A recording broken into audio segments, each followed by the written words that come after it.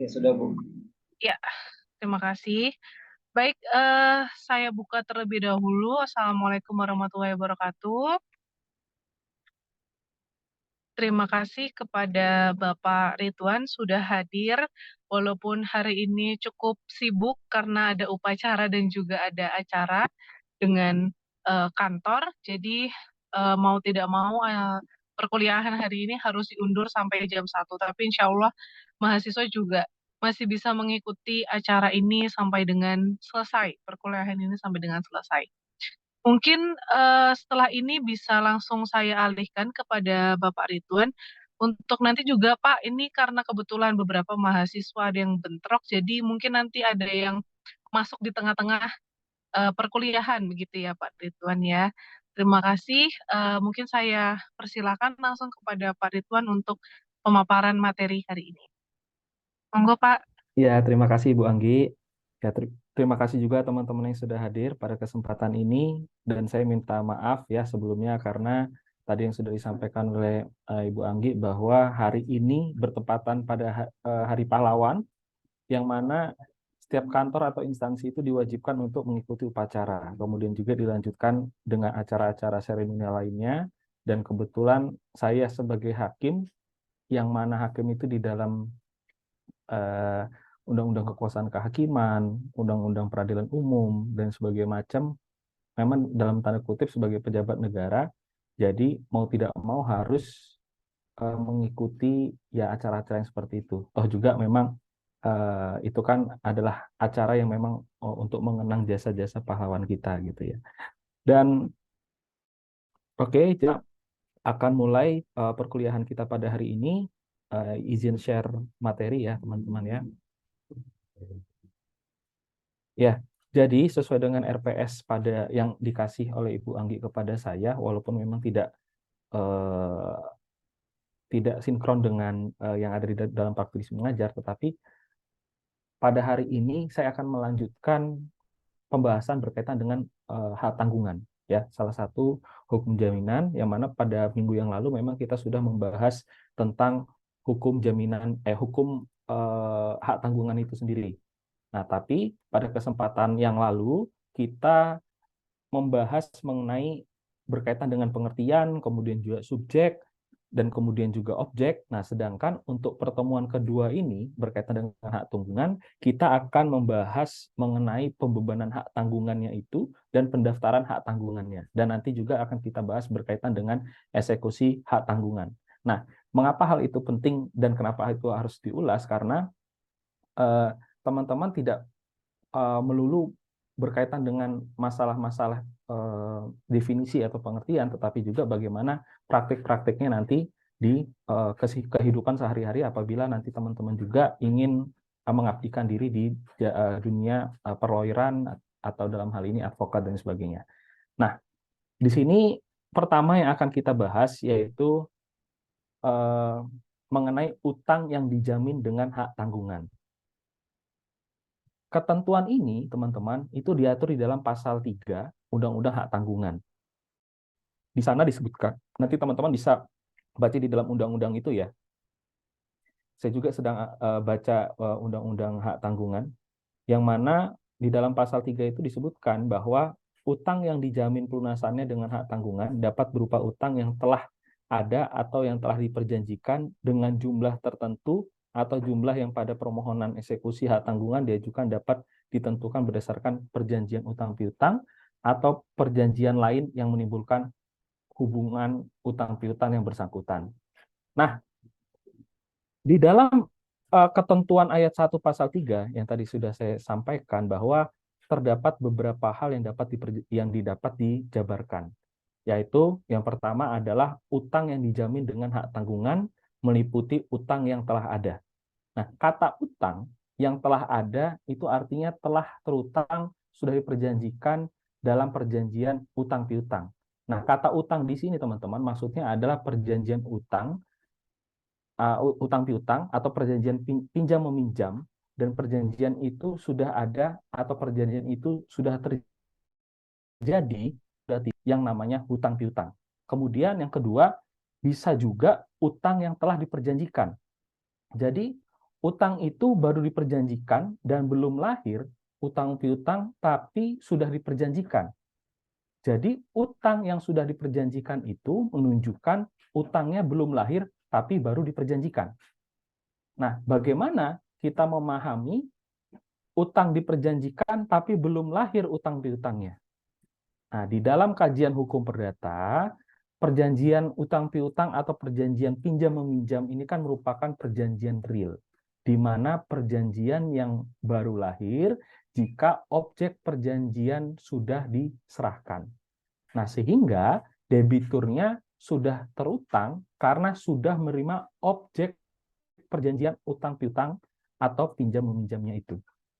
Nah, jadi ya, utang yang telah diperjanjikan atau baru diperjanjikan itu objeknya belum diserahkan. Jadi baru diperjanjikan. Misalkan akan mendapatkan fasilitas kredit atau akan mendapatkan pinjaman. Nah, sekali lagi ya, ini baru diperjanjikan namun uangnya belum diserahkan. Baik perjanjian utang piutang itu telah ditentukan jumlahnya dengan jumlah tertentu, di mana jumlah tertentu dari awal sudah ditentukan atau yang dapat ditentukan kemudian. Nah, namun ya, pada awalnya belum diketahui itu berapa besarnya utang debitur. Tapi yang penting nanti pada saat eksekusi hak tanggungan itu bisa ditentukan. Contohnya apa sih berkaitan dengan ini? Ya, contoh perjanjian utang piutang yang baru dapat diketahui besarnya utang itu ketika dieksekusi tadi. Contohnya adalah kredit rekening koran. Nah, nanti teman-teman bisa membaca atau mencari atau men-searching di internet apa sih itu kredit rekening koran. Kredit rekening koran ini itu dia hanya menyebutkan plafon tertinggi atas uang yang bisa ditarik oleh debitur. Tapi kapan debitur akan mengambil uang itu tergantung kebutuhan debitur itu sendiri. Nah, misalkan hari ini si debitur mengambil, kemudian besoknya dikembalikan lagi.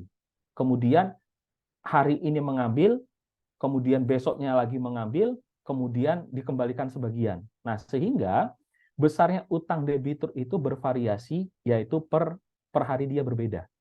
Nah, ketika dia mengambil, dia terutang. Namun ketika dia mengembalikan, maka menjadi lunas atau tidak terutang, atau hanya berkurang hutangnya. Nah, inilah namanya kredit rekening koran. Nah, jadi nanti teman-teman bisa mencari lebih lanjut berkaitan dengan kredit rekening koran itu apa. Nah, artinya hutang hak tanggungan itu bisa untuk menjamin kredit-kredit yang atau kredit-kredit yang di berbagai macam jenisnya. Ada yang sudah fix dari awal sudah ditentukan jumlahnya, atau juga bisa hanya berupa kredit rekening koran yang baru bisa diketahui besarannya atau besaran hutangnya debitur pada saat dilakukan perhitungan akhir pada saat dilakukan eksekusi. Ya. Kemudian yang ketiga di sini adalah hak tanggungan juga bisa digunakan untuk menjamin perjanjian lain yang menimbulkan hubungan hutang piutang.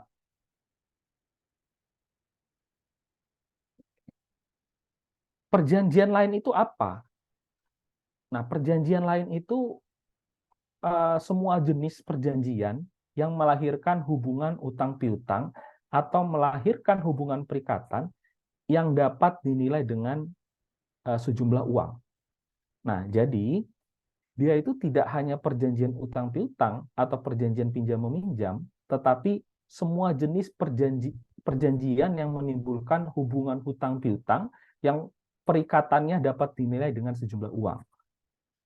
Nah, jadi hak tanggungan itu tidak hanya untuk menjamin perikatan yang berasal dari hubungan hukum berupa hutang piutang atau pinjam meminjam, tetapi juga semua jenis perjanjian asal isi perikatannya itu berupa atau melahirkan hubungan utang piutang atau melahirkan hubungan kewajiban pembayaran sejumlah uang atau dapat dinilai dengan sejumlah uang. Nah, tadi itu adalah ayat 1 pasal 3 ya. Nah, namun dalam pasal 3 ayat 2-nya itu disebutkan bahwa utang yang berasal dari suatu hubungan hukum, utang itu bisa merupakan utang yang berasal dari satu hubungan hukum atas satu kontrak atau satu perjanjian, melahirkan utang kewajiban atau bisa juga satu atau lebih yang berasal dari beberapa hubungan hukum atau beberapa perjanjian. Nah, para pengusaha besar ini, ya kita contohkan para pengusaha besar itu seringkali mempunyai pinjaman-pinjaman yang bervariasi. Ada pinjaman misalkan tipe A, tipe B, ya, kemudian pinjaman modal dan lain-lain. Di mana ada beberapa perbuatan hukum, entah itu pinjam meminjam, entah itu dia perbuatan, ya, perbuatan perjanjian yang lain dan lain sebagainya yang menimbulkan hubungan perikatan. Nah, beberapa perjanjian itu bisa diikat dengan satu hak tanggungan. Nah, jadi teman-teman, hak tanggungan itu bisa hanya untuk membebani satu hubungan hukum atau bisa juga membebani beberapa atau lebih dari satu hubungan hukum. Satu hubungan hukum tertentu tadi. Atau lebih dari satu perjanjian tertentu, kemudian diikat dengan satu hak tanggungan. Itu ya, nanti teman-teman bisa juga membaca lebih lanjut di dalam pasal 3 ini.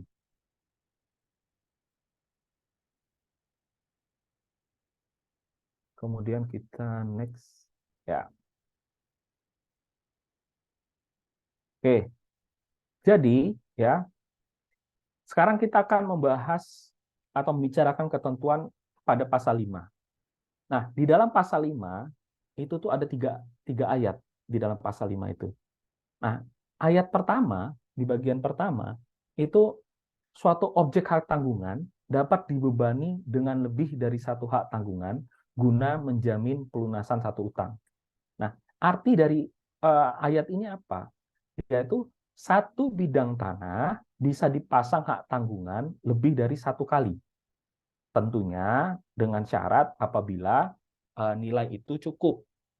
Nah, misalkan satu tanah satu objek tanah itu nilainya 1 M. Kemarin kan kita sudah pernah menyinggung berkaitan dengan ini. Misalkan satu tanah itu 1 M. Kemudian dipasang hak tanggungan pertama untuk menanggung utang misalkan 200 juta. Lalu dipasang lagi hak tanggungan untuk menanggung perjanjian pinjam meminjam yang nilainya misalkan 100 juta. Lalu dipasang lagi hak tanggungan dengan menanggung utang senilai 200 juta lagi. Nah, apakah itu masalah? Enggak masalah, sepanjang nilainya masih cukup, maka hak tanggungan itu masih bisa dilakukan pemasangan hak tanggungan yang baru atau yang di kemudian hari. Sehingga bisa terjadi satu objek hak tanggungan itu dipasang 2, 3, atau bahkan sampai 4, bisa juga lebih dari untuk dibebankan hak tanggungan, jaminan hak tanggungan. Nah, ini kan secara teori ya, di dalam ayat 1 itu. Yang mana secara teori itu dimungkinkan, namun sebenarnya di dalam praktik itu sedikit agak bermasalah atau sedikit agak keterbatasan. Karena apa?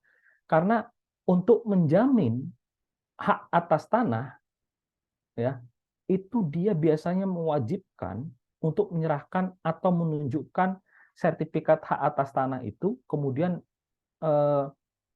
diberi catatan tentang penjaminan hak, dan atas tanah tersebut, ya, hak tanggungannya itu dia diserahkan kepada si bank.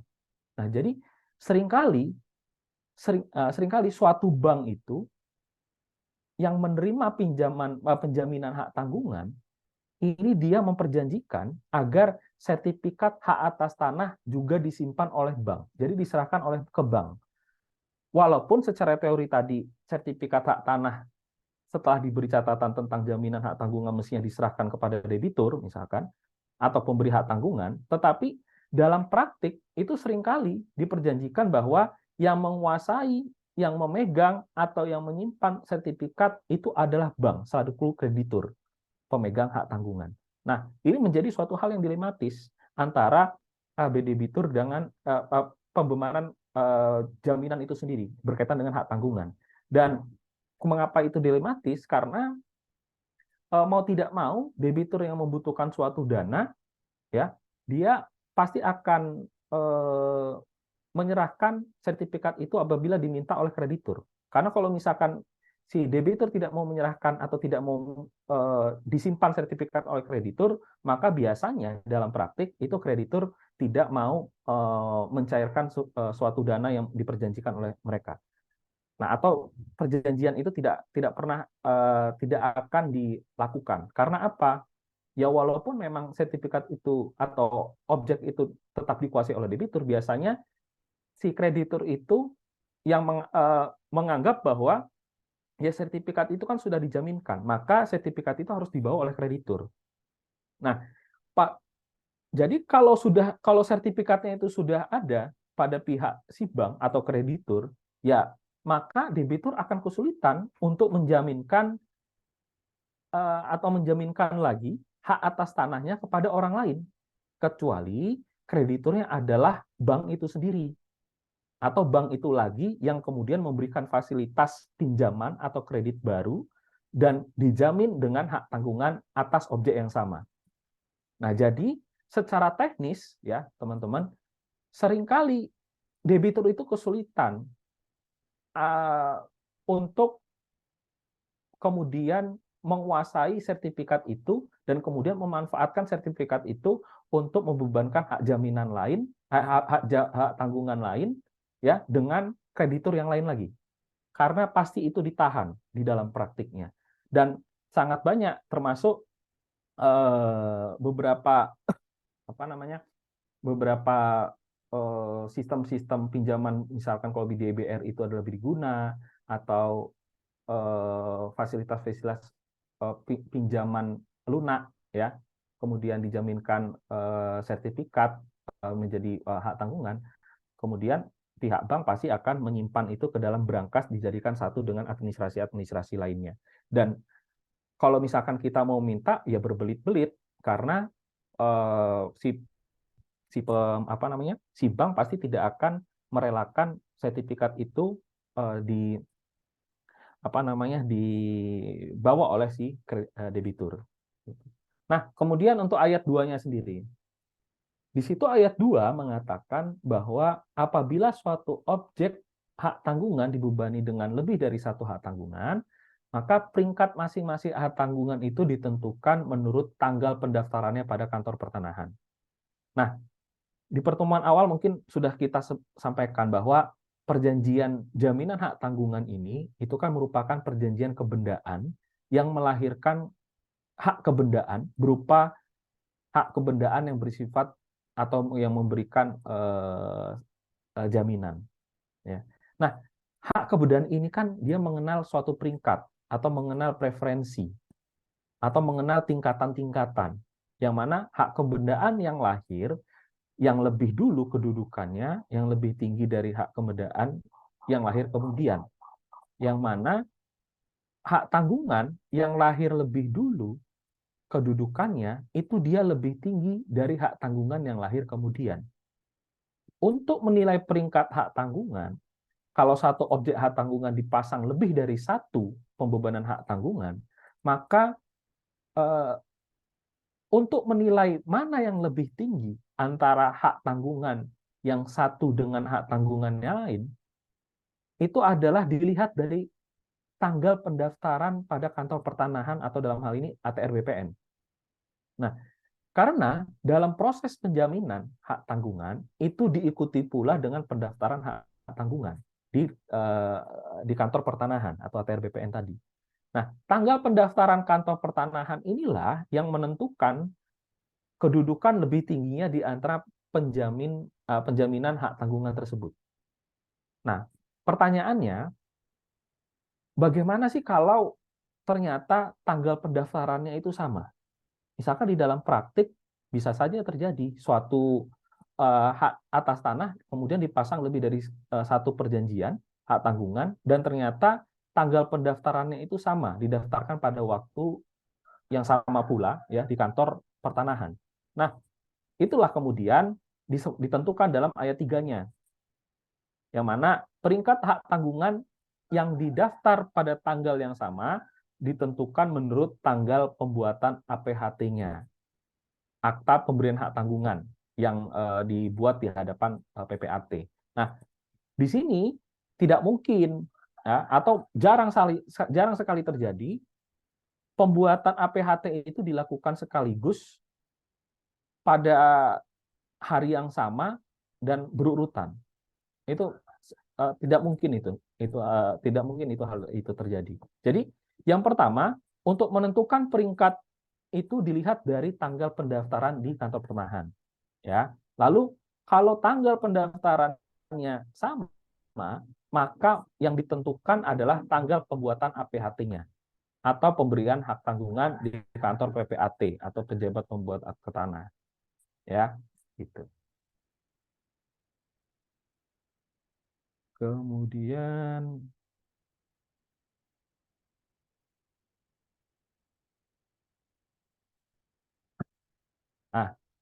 sekarang kita bicarakan tentang sifat jaminan hak tanggungan. Nah, yang pertama adalah kemarin kita juga sudah sampaikan, nanti kita mungkin diulangi lagi, berkaitan dengan sifat pertama hak tanggungan, jaminan hak tanggungan itu sifatnya adalah aksesorir. Yaitu maksudnya apa? Ya perjanjian yang diadakan untuk menjamin atau untuk mengabdi aksesorir itu kan adalah perjanjian yang diadakan untuk menjamin atau untuk mengabdi perjanjian pokok. Intinya kan seperti itu. Nah, perjanjian yang diadakan untuk menjamin suatu perjanjian pokok itu, sehingga perjanjian jaminan ini tidak mungkin diadakan berdiri sendiri, tetapi merupakan buntut atau merupakan ekor atau merupakan ikutan dari suatu perjanjian pokoknya. Nah, mungkin teman-teman juga kan sudah belajar berkaitan dengan sifat-sifat asosier itu seperti apa di dalam perjanjian. Nah, dapat diuraikan bahwa teman-teman, yang namanya perjanjian asosier itu ya adalah perjanjian yang lahirnya atau beralihnya atau hapusnya mengikuti perjanjian pokoknya. Intinya kan seperti itu. Nah, dari mana kita bisa mengetahui bahwa jaminan hak tanggungan itu bersifat asosier? Oke, sebentar.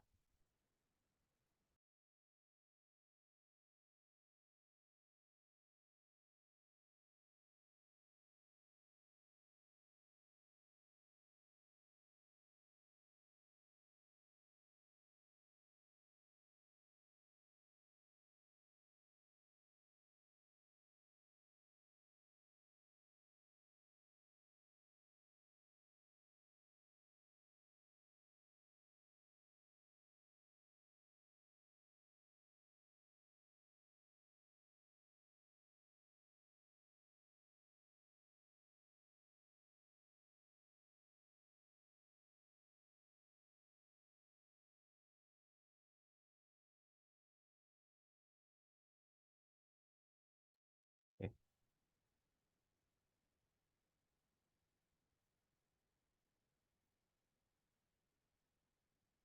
Nah, oke, kita lanjutkan. Dari mana sih kita bisa mengetahui bahwa jaminan hak tanggungan itu bersifat asosier? Ya, yang pertama dalam pasal 1 angkat 1 itu disebutkan bahwa jaminan hak tanggungan itu merupakan perjanjian ikutan.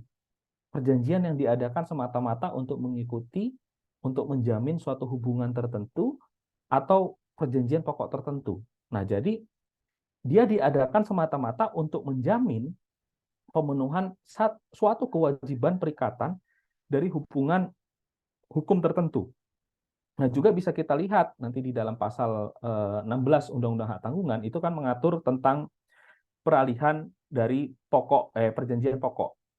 Nah, apabila perjanjian pokok yang dijaminkan dengan hak tanggungan itu beralih, ya, baik karena subrogasi, kemudian misalkan juga cesi atau yang lainnya, itu terjadi pergantian kreditur, maka hak tanggungannya juga pasti ikut beralih.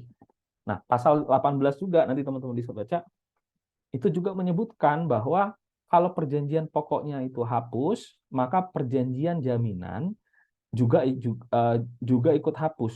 Jadi ketiga pasal ini, yaitu pasal 18, pasal 16, ya, di situ eh, menunjukkan bahwa lahirnya atau berpindahnya atau hapusnya perjanjian jaminan itu dia mengikuti perjanjian pokoknya. Jadi dijabarkan dalam tiga pasal yang tadi saya sebutkan. Kemudian yang kedua adalah jaminan hak tanggungan itu bersifat tidak dapat dibagi-bagi. Nah, kalian nanti bisa lihat ketentuan pasal 2 ayat 1 di Undang-Undang Hak Tanggungan, di situ disebutkan bahwa hak tanggungan mempunyai sifat tidak dapat dibagi-bagi. Maksud hak tanggungan tidak dapat dibagi-bagi itu apa maksudnya? Yaitu debitur, pemberi hak tanggungan, itu dia tidak bisa menuntut dilepaskannya sebagian objek hak tanggungan dengan alasan karena telah membayar sebagian kewajiban utangnya. Itu. Jadi ini artinya bahwa hak tanggungan menjamin secara utuh utang maupun setiap bagian dari utang itu, sehingga seorang debitur pada prinsipnya tidak bisa meminta dilepaskannya sebagian objek hak tanggungan dengan alasan telah membayar sebagian kewajiban utangnya tadi. Nah, contoh satu perjanjian kredit dijamin dengan 3 bidang tanah misalkan, yang dipasang dengan satu akta pemberian hak tanggungan satu APHT. Nah, jadi ada 3 bidang tanah itu yang dijaminkan untuk menjamin satu barang, satu perjanjian pokok. Dengan telah dibayarnya sebagian utangnya, misalkan debitur itu dia telah membayar sekitar 50% dari kewajiban hutangnya. Nah, namun debitur tetap tidak bisa atau tidak dapat meminta dilepaskannya sebagian objek hak tanggungan tadi untuk dilepaskan dari beban hak tanggungan. Karena pada prinsipnya hak tanggungan itu dia tidak dapat dibagi-bagi. Nah, jadi ketentuan ini juga sama dengan hipotek. Prinsipnya hipotek itu kan juga tidak dapat dibagi-bagi. Itu pernah kita bahas di dalam pertemuan pertama. Nah, di dalam pasal 2 ayat 1 yang mengatakan bahwa hak tanggungan tidak dapat dibagi-bagi ini, ya, itu ada pengecualiannya, yaitu dalam kalimat selanjutnya, kecuali jika diperjanjikan dalam APHT atau dalam akta pemberian hak tanggungan, sebagaimana dimaksud ayat 2. Nah, jadi di dalam ayat 2 itu menjelaskan seperti apa pengecualian tersebut. Nah, jadi ayat 1 tadi mengatakan prinsipnya hak tanggungan tidak dapat dibagi-bagi, ya kan? Tetapi prinsip ini juga bisa disimpangi oleh para pihak sepanjang dari semula memang diperjanjikan. Misalkan tadi disebutkan ada suatu perjanjian kredit dijamin dengan 3 bidang tanah, misalkan tanah A, B, C gitu ya. Lalu ketika membuat akta perjanjian hak tanggungan atau HPAT, di situ diperjanjikan kalau debitur sudah membayar 50% dari kewajiban utang, maka tanah A atau persil A itu dapat dilepaskan. Misalkan seperti itu. Jadi, jika kalimat diperjanjikan dari awal, maka prinsip itu bisa disimpangi. Yang ayat satunya tadi. Jadi, ketika debitur sudah membayar kewajiban hutangnya sampai 50% misalkan, maka tanah tadi harus dilepaskan dari beban jaminan. Sehingga nanti hak tanggungan itu hanya membebani 2 tanah yang selebihnya atau sisanya, yang B dan C tadi. Nah, dengan catatan bahwa prinsip ini bisa disimpangi sepanjang diperjanjikan pada pembuatan APHT-nya. Jadi, kalau misalkan teman-teman besok menjadi advokat atau misalkan menjadi PPAT, ya di dalam pembuatan APHT itu juga harus disampaikan kepada para pihak seperti apa teknis pembayarannya, kemudian bagaimana cara pelepasan haknya, kalau misalkan ada beberapa jaminan tanah yang kemudian dijaminkan oleh debitur gitu. Nah, itu juga walaupun memang teman-teman notaris itu bersifat pasif, tapi juga untuk kepentingan klien juga harus diberikan informasi-informasi berkaitan dengan keilmuan itu. Apalagi kalau misalkan teman-teman sebagai advokat yang mendampingi klien, khususnya berkaitan dengan debitur, nah nanti teman-teman juga akan akan memberikan suatu informasi atau advice kepada klien teman-teman yang merupakan debitur untuk kemudian mencantumkan syarat-syarat berkaitan dengan ayat 2 ini, yang mana ini juga tentunya dapat memberikan suatu keuntungan tersendiri bagi debitur atau klien teman-teman nanti ketika memang terdapat suatu pelunasan terdapat suatu pembayaran yang walaupun pembayaran tersebut hanya sebatas 50% atau bahkan kurang gitu. Tapi kan tergantung lagi daripada perjanjian antara debitur dan kreditur tadi. Oke, kemudian yang ketiga, hak tanggungan droit de suite. Nah, yang mana ini ditentukan dalam pasal 7 hak tanggungan yang yang mana maksudnya adalah mengikuti objeknya dalam tangan siapapun objek tersebut berada. Nah, itu arti dari droit de suite.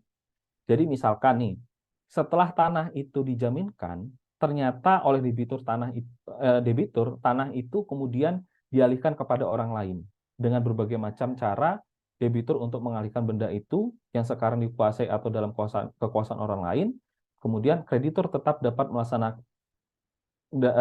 itu tetap dapat melaksanakan hak jaminannya kalau debitur wan prestasi. Jadi dalam hal ini kreditur tetap dapat melakukan eksekusi atas tanah tersebut walaupun tanah itu sedang dikuasai oleh orang lain.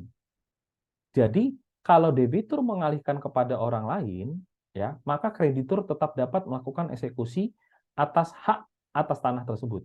Karena si kreditur itu memiliki penerima hak tanggungan itu sendiri. Karena asas droit de suite tadi, yang mana mengikuti objeknya dalam tangan siapapun objek tersebut berada. Gitu. Kemudian yang keempat adalah ciri-ciri yang lain bahwa hak tanggungan itu dia bersifat droit de préférence. Nah, ini juga disebutkan di dalam pasal 5 ya. Jadi kalau di suatu hak tanggungan dipasang lebih dari satu jaminan hak tanggungan, maka akan muncul yang namanya peringkat hak tanggungan. Nah, tanggungan itu kan lahir tadi sudah disebutkan hak tanggungan itu kan lahir lebih dulu kedudukannya, yang mana lahir lebih dulu kedudukannya ya itu dia lebih tinggi dari yang lahir kemudian, dan hak tanggungan ini kedudukannya juga lebih tinggi dibandingkan dengan kreditur preferan. Nah, kreditur preferan ini kedudukannya di atas kreditur konkuren, yang mana di antara sesama kreditur preferan juga bisa terjadi tingkatan-tingkatan hak jaminan yang kedudukannya lahir lebih dulu, dan pasti ketika dia lahir lebih dahulu kedudukannya lebih tinggi dari yang lahir kemudian tadi. Nah, jadi satu bidang tanah dipasang lebih dari satu kali pemasangan hak tanggungan, maka hak tanggungan yang lahir lebih dulu kedudukannya itu lebih tinggi dibandingkan yang lahir kemudian. Nah, kemudian yang kelima, hak tanggungan mempunyai asas spesialitas dan asas publisitas. Walaupun pada minggu lalu kita sudah membahas berkaitan dengan ini, ya, namun akan saya sampaikan kembali bahwa dalam pembuatan APHT atau pembebanan hak tanggungan itu dia harus terpenuhi dua asas. Yang pertama adalah asas spesialitas. Apa itu asas spesialitas? Artinya segala hal yang terkait dengan pembebanan hak tanggungan itu dia harus jelas atau dia harus tertentu, yaitu objeknya, kemudian pihak-pihaknya, kemudian kreditur penerima atau pemegang hak tanggungan, ya, kemudian debitur atau dalam hal ini pemberi hak tanggungan. Jadi mereka itu harus jelas disebutkan di dalam APHT itu. Nah, kemudian juga hutangnya juga harus disebutkan, seperti misalkan nilai hutangnya berapa, kemudian berupa apa, ya. Kemarin juga kita sudah bahas berkaitan dengan itu, dan kemarin juga kita membahas berkaitan dengan 5 hal yang wajib dicantumkan di dalam HPHT. Nah, selanjutnya itu di dalam pasal 13 ayat 1, teman-teman. Di sana itu dia mengatur tentang asas publisitas, yang mana jaminan hak tanggungan itu dia harus didaftarkan ke kantor pertanahan atau dalam hal ini adalah ATR BPN. Tujuannya pendaftaran itu apa atau supaya apa didaftarkan di dalam ke kantor pertanahan atau ATR BPN tadi? Ya, karena agar diketahui oleh umum. Nah, agar apa lagi diketahui oleh umum? Ya, karena apa? Ya karena catatan tentang pendaftaran itu kan prinsipnya kan terbuka untuk umum. Jadi siapapun yang berkepentingan itu dia dapat melihat catatan tentang peminjaman ini, penjaminan ini. Nah, jadi kalau ada orang yang berhati-hati dalam melakukan transaksi, misalkan calon-calon pembeli ya atas tanah, ya misalnya seseorang itu mau membeli hak atas tanah, kemudian supaya aman, dia tentunya pasti akan melihat catatan di kantor pertanahan. Apakah tanah tersebut, misalkan dia mencari berkaitan dengan tanah tertentu, dengan nomor nomor hak milik tertentu, sertifikat tertentu, dia itu melihat apakah sertifikat itu dijaminkan atau tidak ya. Nah, ini biasanya sekarang itu sudah menjadi syarat, bukan syarat sih, menjadi suatu kebiasaan bagi pembeli untuk melakukan verifikasi ke ATR BPN. Nanti kalau misalkan teman-teman membeli tanah, ya itu pasti nanti PPAT akan menganjurkan. Itu sudah menjadi include biaya dari PPAT sebenarnya. Nanti PPAT akan membantu teman-teman men-cross check atau menverifikasi apakah tanah tersebut sedang dijaminkan atau tidak. Atau dalam hal ini sudah lagi dibebankan hak tanggungan atau tidak. Nah, karena apa? Karena biasanya ini kan kita berbicara tentang teori. Tadi kita sudah berbicara mengenai asas publisitas, asas apa namanya, asas spesialitas, ya. Tadi kan spesialitas oke lah, itu dibuat berdasarkan APHT dan sebagainya. Nah, untuk publisitas ini memang terkadang di dalam buku tanah dan sebagainya di dalam kantor ATR BPN itu sudah masuk data berkaitan dengan pembebanan hak tanggungan. Nah, tetapi biasanya sertifikat itu kelupaan atau telingsut tidak diberikan tanda pembebanan hak tanggungan. Itu bisa saja terjadi dan banyak di praktik seperti itu. Karena kreditur mungkin memisahkan atau mungkin kelupaan atau memang sebagai macam segala macam dia tidak aware terhadap itu. Yang penting di dalam buku tanah atau warkah yang ada di BPN sana sudah terdaftar, sertifikat tidak perlu menurut dia seperti itu misalkan. Nah, kalau misalkan tidak ada yang seperti itu kan ketika calon pembeli akan membeli tanah itu dan kemudian melihat sertifikat secara kasat mata karena tidak ada bukti bahwa sertifikat tersebut dijaminkan atau dibebankan hak tanggungan, nah maka dia kemudian akan terperosok ke dalam jerembab yang tidak pasti, ya, atau dalam hal ini bakal ditipu oleh si penjual. Apakah itu bisa? Bisa saja terjadi apabila pembelian tersebut, apalagi di kampung-kampung, itu dilakukan secara di bawah tangan dengan menggunakan kwitansi saja. Di masyarakat itu banyak teman-teman seperti itu. Jadi walaupun teorinya adalah asas terang real tunai, ya dalam pembelian tanah itu kan tidak seperti beli kacang kita di pasar atau beli permen di warung, ya yang mana kita harus menggunakan AJB.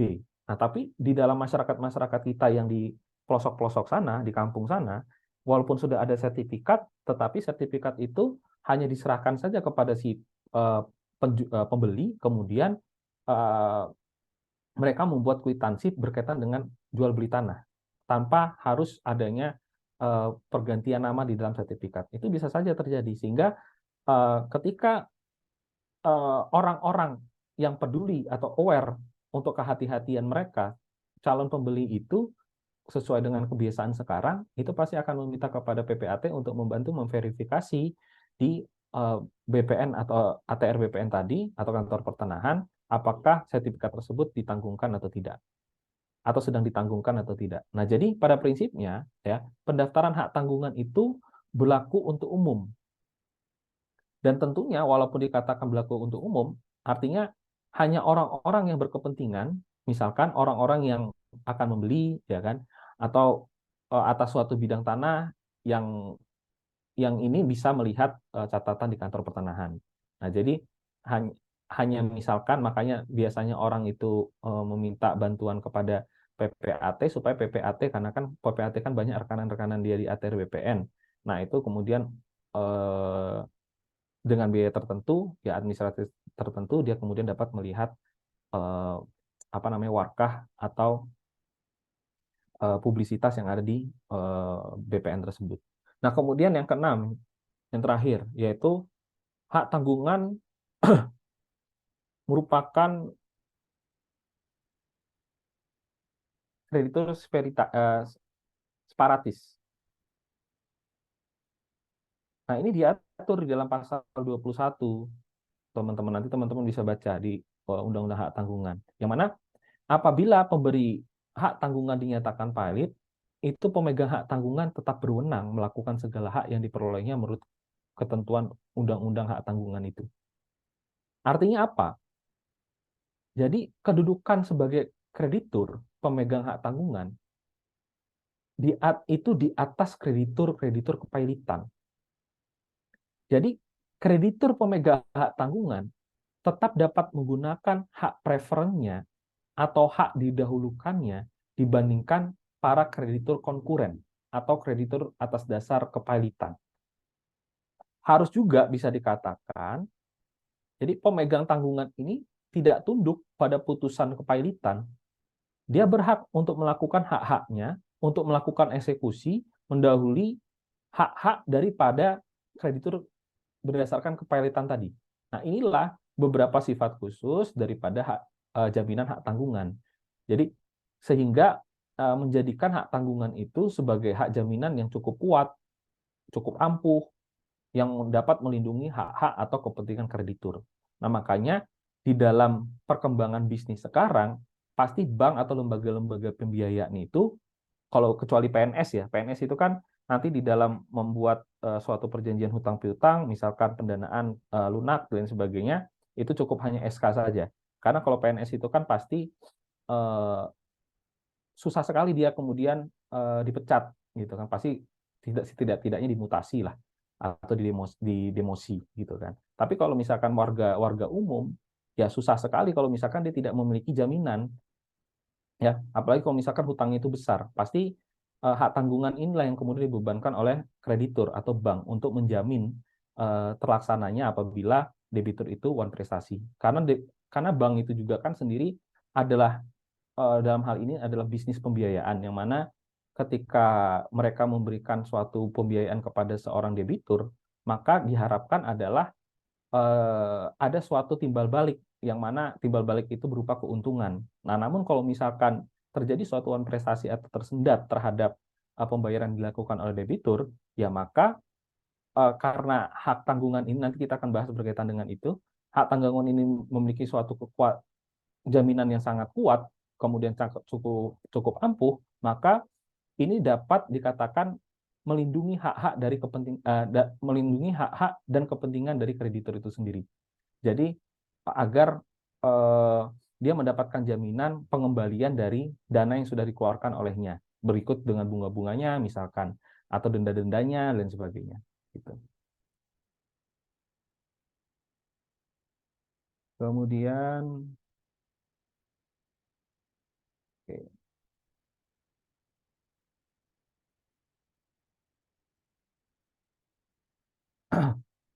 Nah, selanjutnya, jadi setelah dilakukan pendaftaran hak tanggungan, tadi kan pendaftaran kan dicatat di dalam beberapa dokumen ya.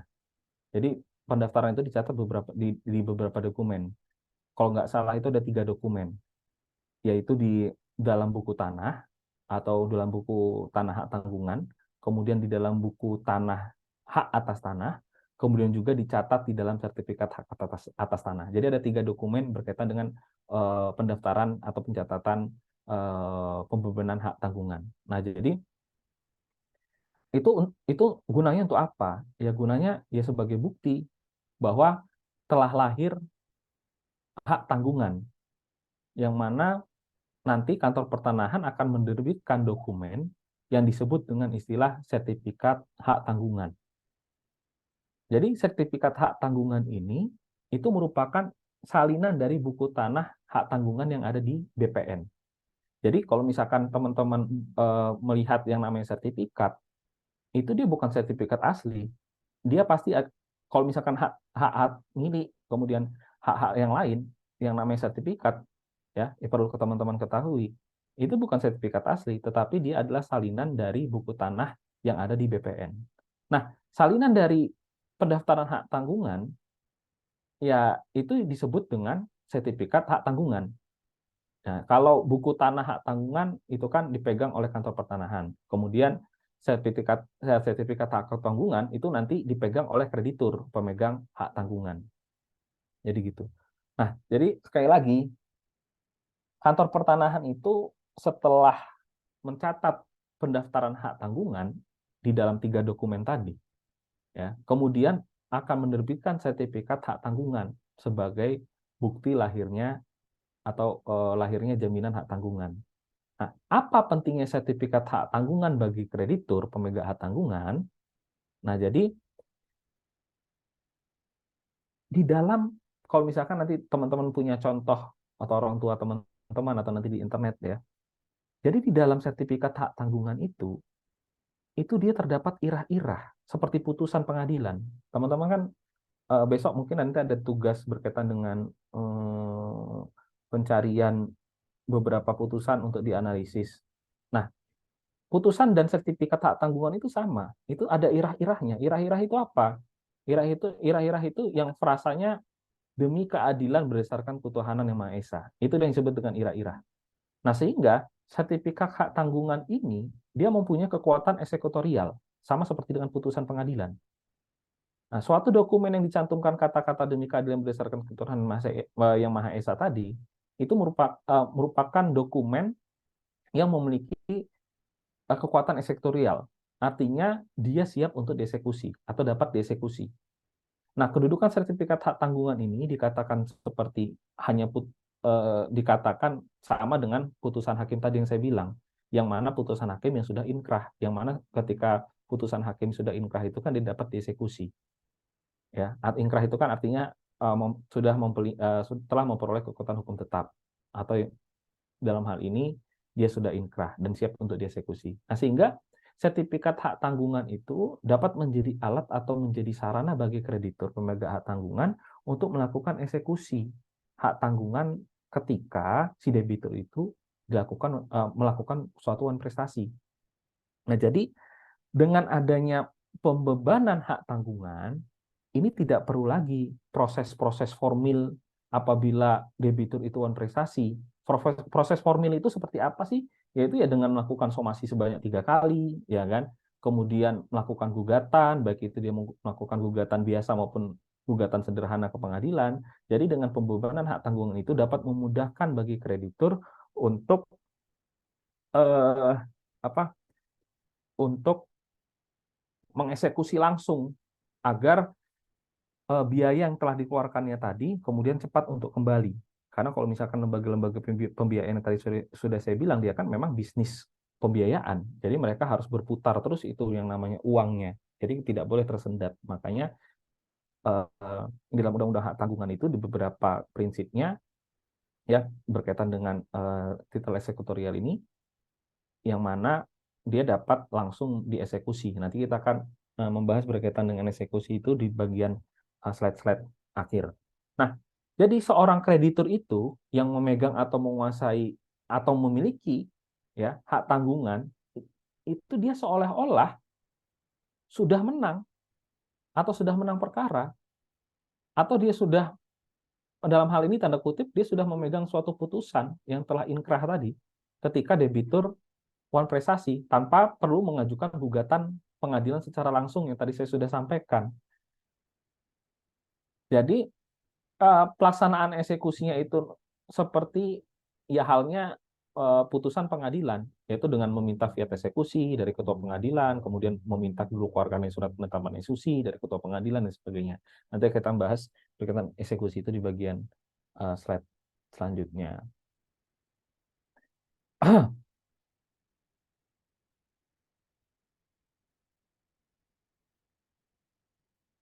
Oke. Kemudian kita akan membicarakan mengenai surat kuasa membebankan hak tanggungan. Jam berapa ya? Wah, baru 1 jam. Kita akan membahas mengenai surat kuasa membebankan hak tanggungan, atau dalam hal ini ada SKMHT. Nanti teman-teman bisa baca SKMHT itu di dalam pasal 15. Ya, yang mana surat kuasa ini ya itu menjadi penting apabila para pihak di dalam perjanjian hak tanggungan itu dia tidak dapat hadir sendiri di hadapan PPAT. Apakah itu biasanya terdapat hal yang demikian? Ya banyak.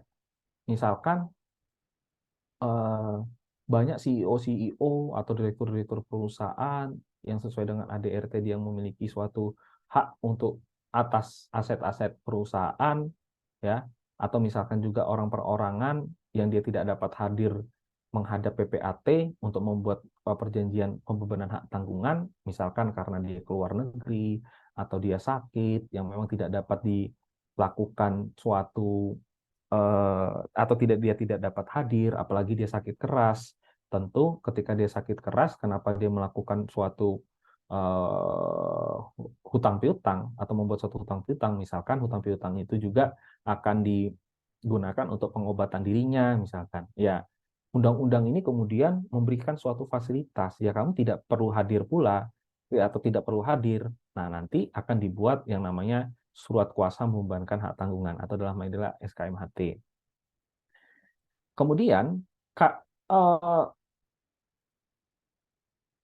pada prinsipnya kan memang bahwa pembuatan hak tanggungan itu kedua belah pihak itu kan wajib untuk hadir. Prinsipnya kan seperti itu. Nah, namun kalau misalkan memang dia tidak hadir, makanya tadi saya bilang bahwa undang-undang ini memberikan suatu fasilitas dengan pembuatan yang namanya SKMHT. Namun atau hanya saja ya ada beberapa ketentuan dalam pembuatan surat kuasa dalam membebankan hak tanggungan. Nah, ini yang didasarkan pada pasal 15 Undang-Undang Hak Tanggungan. Jadi ada suatu pembatasan-pembatasan. Oke. Pembatasan yang pertama apa? Yaitu surat kuasa pembebanan hak tanggungan itu atau SKMHT itu dia wajib untuk dibuat dengan akta notaris atau akta PPAT. Jadi dia harus merupakan akta otentik. Kenapa akta otentik? Ya karena dibuat oleh pejabat umum yang sesuai dengan peraturan perundang-undangan yang dibuat yang kemudian memiliki tugas membuat suatu APHT itu, yaitu PPAT. Ya, jadi sifat otentiknya ini menjadi suatu syarat formil dia. Jadi kemudian syarat materialnya apa di dalam SKMHT itu? Yaitu di dalam syarat formilnya dia memiliki suatu dalam syarat materinya memiliki suatu pembatasan-pembatasan. Yang pertama, yaitu dia tidak boleh membuat kuasa untuk melakukan perbuatan hukum lain selain daripada kuasa menjaminkan, dalam hal ini adalah penjaminan hak tanggungan. Nah, jadi SKMHT itu hanya berisikan kuasa untuk membebankan jaminan. Jadi dia tidak boleh berisikan kuasa untuk melakukan perbuatan hukum lain. Misalkan apa perbuatan hukum lain itu? Ya misalkan kuasa untuk menjual. Dia nggak boleh, nanti bakal akan disalahgunakan untuk itu. Makanya di dalam Undang-Undang Hak Tanggungan sudah dibatasi berkaitan dengan syarat-syarat material tadi. Nah, yang kedua, di dalam SKMHT itu tidak boleh membuat kuasa substitusi untuk mewakilkan lagi. Teman-teman pasti tahu ya, substitusi itu apa. Jadi dapat diwakilkan kembali atau diwakilkan lagi oleh orang tertentu. Nah, itu dia tidak boleh. Nah, dia harus menunjuk secara khusus dan pasti siapa sih orang yang kemudian ditunjuk dan diberikan kuasa untuk membebankan hak tanggungan. Nah, ini untuk apa? Untuk melindungi juga dari abuse of power dari penerima kuasa mungkin dapat disalahgunakan dan sebagainya macam. Kemudian yang ketiga, harus mencantumkan identitas para pihak. Ya jelas, karena ini adalah surat kuasa, kemudian harus dicantumkan lebih lebih jelas siapa pemberi kuasanya, ya, kemudian siapa menerima kuasanya, identitasnya apa, misalkan nomor KTP, alamat, umur, tanggal lahir, ya, kemudian pekerjaannya apa dan sebagainya macam. Di situ nanti dijelaskan. Nah, berkaitan dengan itu nanti teman-teman bisa cari di internet tentang SKMHT ini, karena SKMHT ini kan dibuat menjadi suatu produk pejabat umum yaitu PPAT. Oke. Kemudian yang kedua, SKMHT itu tidak dapat ditarik kembali sampai dilakukannya pendaftaran hak tanggungan. Jadi SKMHT itu tidak dapat ditarik sampai dilakukannya pendaftaran hak tanggungan, yang mana sampai dia belum dilakukannya pendaftaran hak tanggungan, sepanjang itu dia SKMHT itu tidak dapat ditarik. Makanya ketika teman-teman besok menjadi penerima kuasa SKMHT, maka harus dipikirkan betul-betul. Jangan sampai teman-teman merugikan si pemberi kuasa. Karena tadi sifat yang sebelumnya bahwa itu kan tidak boleh disubstitusi. Kemudian yang sekarang SKMHT itu tidak dapat ditarik kembali. Jadi kalau misalkan teman-teman memang sudah sepakat, kemudian sudah mencurahkan jiwa raga teman-teman untuk membantu pemberi kuasa dalam membebankan hak tanggungan, itu harus dilaksanakan sampai dilakukannya pendaftaran hak tanggungan itu secara selesai. Gitu. Kemudian yang ketiga, SKMHT ini wajib diikuti dengan pembuatan APHT dengan batas waktu. Yang mana batas waktu itu ya ada beberapa, yaitu yang pertama 1 bulan apabila tanah yang dijadikan objek hak tanggungan itu merupakan tanah yang sudah terdaftar atau tanah-tanah yang sudah bersertifikat. Nah, berapa lama waktunya?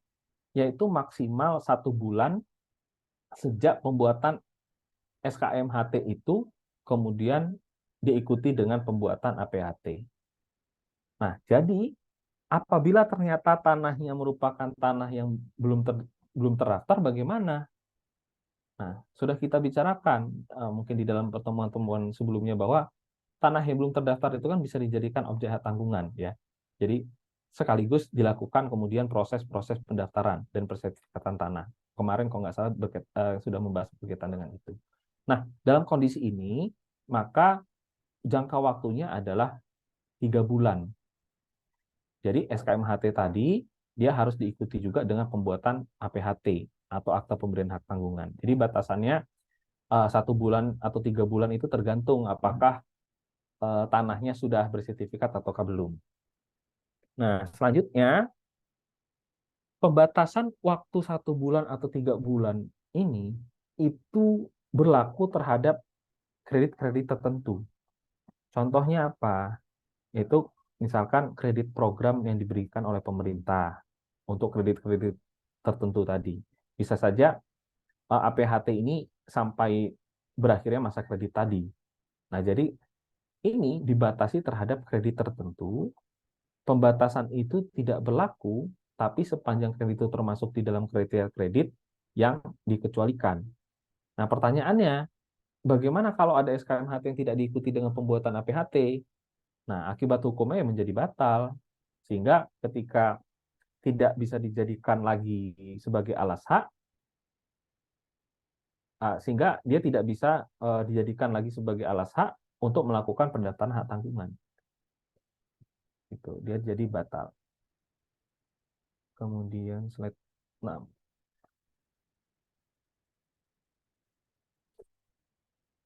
Oke. Selanjutnya kita bahas mengenai hapusnya hak tanggungan.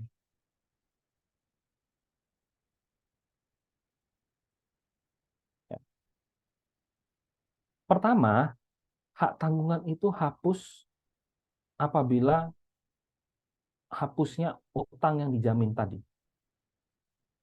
Jadi ketika perjanjian pokoknya hapus atau berakhirnya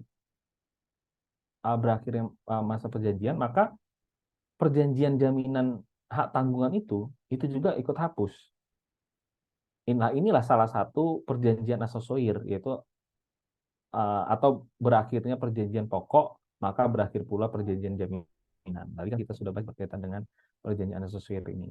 Kedua, hak tanggungan bisa hapus karena pelepasan oleh pemegang hak tanggungan.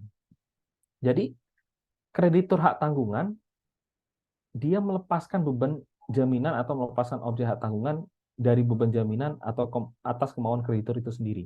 Jadi, inisiatif pelepasan hak tanggungan itu dilakukan oleh kreditur. Apakah bisa demikian? Bisa, selain daripada diatur, juga misalkan kreditur menganggap bahwa tidak perlu lagi adanya suatu jaminan dalam pelaksanaan atau pelunasan hutang-hutang dari debitur. Contohnya banyak. Di pengadilan Enrekang juga seperti itu. Biasanya kemudian walaupun tadi kan sudah dinyatakan bahwa kalau misalkan di dalam APHT itu kemudian ditentukan bahwa sebagian pelunasan itu dapat melepaskan sebagian pula hak tanggungan, namun atas dasar inisiatif dari kreditur itu juga bisa. Karena apa? Ya karena kreditur ini kan sebagai penerima hak tanggungan, dia bebas untuk tetap melaksanakan atau tetap memegang jaminan itu ataukah melepaskannya. Dan kalau misalkan sesuai dengan apresial atau penilaian dari kreditur bahwa debitur ini kemudian di dalam eh, masa sisa hutangnya itu dirasa tidak perlu untuk ada jaminan, maka kreditur ini dengan inisiatif sendiri, ya, atau dalam hal ini misalkan kreditur memiliki perasaan-perasaan yang bahagia gitu kan, atau dalam ini memiliki suatu keuntungan yang luar biasa, jadi senang mau melepaskan hak-hak apa namanya hak-hak tanggungan yang dimiliki oleh beberapa debitur, yaitu sah-sah saja. Nah, dan itu juga akan berakibat kepada eh, berakibat kepada kepuasan dari debitur itu sendiri. Yang mana tentunya ketika si kreditur kemudian melepaskan hak tanggungannya secara mandiri atas inisiatifnya sendiri, maka tentu besok atau kemudian debitur akan meminjam uang kepada atau menggunakan pembiayaan kepada bank yang bersangkutan kembali. Nah, itu diatur ya berkaitan dengan pelepasan oleh pemegang hak tanggungan atau dalam ini adalah kreditur. Nah, kemudian yang ketiga, hak tanggungan itu bisa hapus karena pemberian hak tanggungan. Nah, siapa yang biasanya menuntut pemberian hak tanggungan? Yaitu pembeli atau pembeli objek hak tanggungan. Nah, pembeli objek hak tanggungan itu ketika diadakan lelang penjualan atau eksekusi objek hak tanggungan, kemudian dia ingin menginginkan hak atas tanah itu bebas dari beban-beban hak tanggungan yang lain. Nah, maka kepentingan seorang pembeli objek hak tanggungan adalah meminta agar dibersihkannya objek itu atau tanah itu dari beban-beban hak tanggungan yang mungkin masih ada atau masih membebani atas tanah itu. Jadi kepentingan pembeli objek hak tanggungan ini dalam suatu penjualan atau eksekusi hak tanggungan. Jadi yang bisa untuk membersihkan hak tanggungan adalah pembeli lelang atau dalam ini adalah pembeli objek hak tanggungan. Tuh, pihaknya seperti itu. Kemudian yang keempat itu adalah hak tanggungan juga menjadi hapus apabila hak atas tanah objek hak tanggungannya menjadi hapus. Nah, apa hapusnya objek hak tanggungan? Nah, bisa misalnya karena tanahnya musnah, misalkan, atau akibat daripada bencana alam tanah itu musnah. Atau bisa juga hak objek itu berakhir. Misalkan hak tanah tersebut berkaitan dengan hak guna bangunan, hak guna usaha, yang mana HGB dan hak guna usaha itu kan memiliki jangka waktu tertentu. Ya, tapi saya lupa berapa jangka waktunya sekarang karena kan sudah diatur di dalam Undang-Undang Cipta Kerja. Kemudian juga berkaitan dengan tanah-tanah sudah diatur di dalam tanah-tanah di ibu kota baru juga diatur di dalam Undang-Undang IKN. Nah, ketika HGB dan HGI itu masa berakhirnya sudah habis dengan kemudian lewat waktu ya maka kemudian hapus pula objek hak tanggungan itu sendiri. Jadi hapusnya hak atas tanah eh, hapusnya hak atas tanah ya kemudian objek hak tanggungan yang berkaitan dengan pembersihan hak tanggungan itu untuk menutup kebersihan dari beban hak tanggungan ini. Kemudian dia hanya dapat dilakukan oleh pembeli objek hak tanggungan dalam suatu pelelangan. Orang yang membeli objek hak tanggungan melalui kantor lelang itu dapat menuntut suatu pembersihan. Tadi sudah kita sampaikan itu. Tapi orang yang membeli yang tidak melalui pelelangan, misalkan jual beli jual beli di bawah tangan, itu tidak berhak menuntut pembersihan objek hak tanggungan. Jadi apabila objek hak tanggungan itu hapus, ya maka ada tindakan hukum lainnya yang secara administratif harus dilakukan untuk melepaskan beban jaminan yang membebani objek hak tanggungan. Nah, tadi kita berbicara tentang pendaftaran hak tanggungan, yang mana pendaftaran hak tanggungan itu kan dicatat di dalam 3 dokumen hukum di dalam kantor pertanahan, yaitu tadi buku tanah, hak tanggungan, buku tanah, hak atas tanah, dan juga di dalam sertifikat hak tanggungan dicatat tentang penjaminan, dicatat tentang penjaminan. Nah, maka supaya hak jaminan itu hapus, harus pula dilakukan tindakan hukum. Nah, kemarin sudah disinggung juga oleh Ibu Anggi berkaitan dengan roya. Nah, roya itu apa? Roya itu adalah pencoretan, yang mana diberikan catatan tentang yang dicoret itu adalah berkaitan dengan catatan tentang pembebanan objek hak tanggungan di dalam dokumen-dokumen ketiga tadi. Nah, jadi khusus misalkan di buku tanah ya, yang tadinya ada misalkan ada catatan pendaftaran pendaftaran hak tanggungan, nah kemudian dicoret, diberi paraf dan tanggal. Nah, begitu juga di sertifikat hak atas tanah yang tadinya ada catatan pendaftaran hak tanggungan, kemudian dicoret di paraf dan diberi tanggal juga. Nah, lalu di buku tanah juga seperti itu. Nah, namun sekarang dalam prosesnya yang baru, saya masih belum ngerti bagaimana praktik, kan sekarang ada sertifikat yang hanya 1 lembar itu ya. Nah, itu pembenaran hak tanggungnya seperti apa, kemudian ROI yang seperti apa, saya tidak tahu. Tapi untuk buku sertifikat yang model lama, ya, memang ada pembaharuan yang sebelumnya itu ditulis tangan, kemudian diketik, tapi sekarang sudah ada barcode. Nah, namun saya belum tahu praktik untuk pencoretan barcode itu seperti apa. Apakah nanti dinonaktifkan atau bagaimana? Saya kurang tahu perkembangannya karena itu hal yang baru. Kemudian siapa sih yang berhak untuk melakukan roya atau pencoretan tadi? Ya kantor penahanan itu sendiri dari atau atas permohonan pihak-pihak yang berkepentingan, yaitu khususnya si debitur atau eh, pembeli objek hak tanggungan. Jadi bisa debitur ketika dia lunas, bisa juga pembeli objek hak tanggungan ketika dia menang lelang.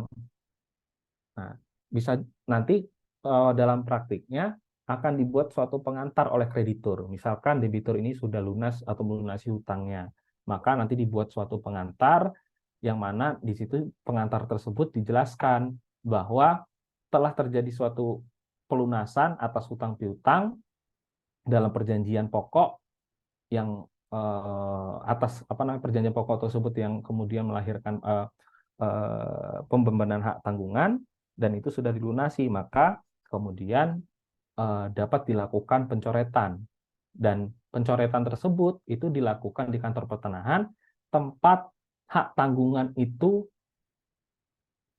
dibebankan. Jadi kalau misalkan teman-teman membuat hak tanggungan atau tanahnya itu ditanggungkan karena kan sesuai dengan asasnya bahwa hak tanggungan itu kan terletak pada objeknya, ya. Walaupun, nah ini saya berbicara mengenai praktik ya. Walaupun teman-teman saya di Nrekang, saya minjem di BRI Nrekang, tetapi tanah saya ada di Jogja, ya, itu yang membebankan hak tanggungan terhadap tanah saya dari APHT sama kemudian pendaftaran itu ada di PPAT Jogja, tempat tanah itu berada, misalkan di Sleman, sama di kantor pertanahan Sleman. Walaupun hutang pokok saya ada di Nrekang. Nah, jadi ketika hutang saya sudah lunas, walaupun itu ada di Nrekang, nanti untuk Roya, ya, kemudian diberikan surat pengantar oleh BRI Nrekang, itu untuk kemudian diserahkan kepada kantor pertanahan di Sleman. Jadi tidak bisa, walaupun kita sudah diberikan sertifikat, karena kan tadi saya bilang biasanya si kreditur itu menyimpan sertifikat hak tanggungan itu, ya kan?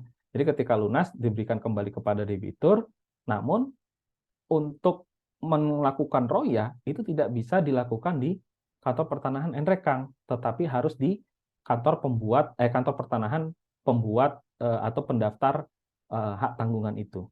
Nah, jadi harus ke Sleman untuk melakukan roya. Nah, namun apakah roya itu juga harus dilakukan seketika ketika itu lunas? Ya tidak juga, tergantung lagi. Bahkan banyak itu perkara-perkara di Pengadilan Negeri Nrekang yang walaupun hutangnya sudah lunas tetapi tidak diroya. Ya karena yang penting adalah dalam data bank dia sudah tidak ada tanggungan, kemudian juga sudah ada akta pelunasan atau surat keterangan pelunasan. Jadi roya itu kan berkaitan dengan administratif saja. Itu diperlukan ketika nanti ada terjadi suatu jual beli baru. Kalau misalkan dia ingin menjual tanah tersebut kepada orang lain, pasti kalau misalkan calon penjual itu akan atau melihat sertifikat itu masih ada coret-coretan berkaitan dengan hak tanggungan, ya, atau dalam ini masih belum dicoret, pasti kan akan dipertanyakan apakah benar sertifikat ini masih dibebankan hak tanggungan atau tidak, walaupun tadi saya bilang bisa dilakukan verifikasi. Namun seyogyanya memang seketika itu lunas dan diberikan surat keterangan pelunasan, tentunya si pembeli akan melakukan atau si debitur akan melakukan pencoretan di kantor pertanahan. Namun kembali lagi itu bukan suatu hal yang memang menjadi suatu kewajiban gitu. Karena tadi yang saya bilang dalam hal tempat, waktu, dan kondisi, terkadang si debitur tidak sempat untuk itu.